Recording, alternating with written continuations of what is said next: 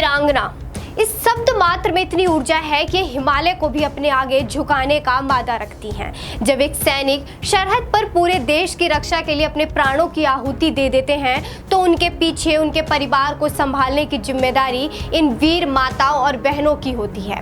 क्योंकि जब एक फौजी वीरगति को प्राप्त होता है तो वो अकेले ही बलिदान नहीं देता, बल्कि उनकी पत्नी, बच्चे, माता पिता सब कहीं ना कहीं अपने हिस्से का पिता, पति, पुत्र बलिदान देते हैं।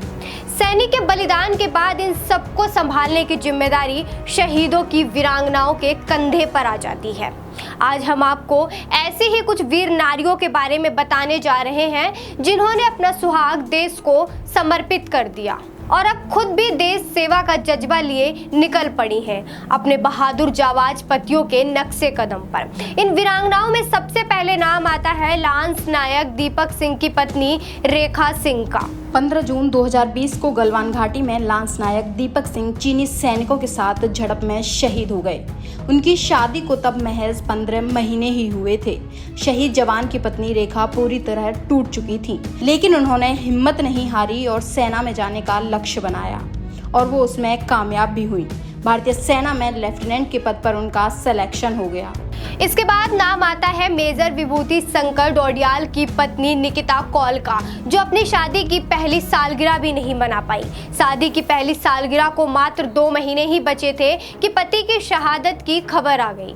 14 फरवरी 2019 को जम्मू कश्मीर के पुलवामा में जैश-ए-मोहम्मद के आतंकवादियों के साथ मुठभेड़ के दौरान मेजर विभूति शंकर डोडियाल शहीद हो गए थे। पति की शहादत की खबर से निकिता कौल बिखर चुकी थी। किसी तरह खुद को संभाला और तय किया कि मेजर विभूति की विरासत को आगे बढ़ाएंगी, भारतीय सेना में शामिल होंगी और अब वो भारतीय सेना में लेफ्टिनेंट हैं। कर्णिका राणे, इनकी राहें भी काफी चुनौतीपूर्ण भरी रही। शहीद मेजर कौस्तुभू रानी के जाने के बाद इनका जीवन संघर्षों से भरा हुआ था। बावजूद इसके इन्होंने हार नहीं माना। 8 अगस्त 2018 को कश्मीर के गुरेज सेक्टर में आतंकवादियों से लड़ते हुए मेजर कौस्तुभ राणे शहीद हो गए थे। उनकी शादी को तब 4 साल ही हुए थे और उनका एक 2.5 साल का बेटा भी है। रानी के बिना उनकी पत्नी कनिका के लिए 2.5 साल के बेटे को पालना आसान नहीं था, मगर उन्होंने हिम्मत दिखाई और पहले ही प्रयास में एसएसबी पास कर चेन्नई स्थित ऑफिसर्स ट्रेनिंग एकेडमी पहुंच गई। 2019 में कनिका को कमीशन किया गया और वो लेफ्टिनेंट बनकर निकली थी।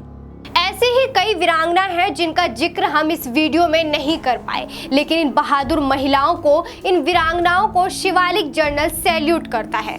पूरे देश को इन वीर महिलाओं पर गर्व है। इन्होंने मुश्किल वक्त में न सिर्फ खुद को संभाला बल्कि पूरे देश के लिए एक प्रेरणा बन गई। शिवालिक जर्नल इन वीरांगनाओं को एक बार फिर से सैल्यूट करता है। जय हिंद, जय भारत। अगर आप ये वीडियो YouTube पर देख रहे हैं तो हमारे चैनल को सब्सक्राइब कर बेल आइकन दबाना ना भूलें। अगर आप हमारी वीडियो को Facebook पर देख रहे हैं तो हमारे पेज को फॉलो और लाइक करना ना भूलें।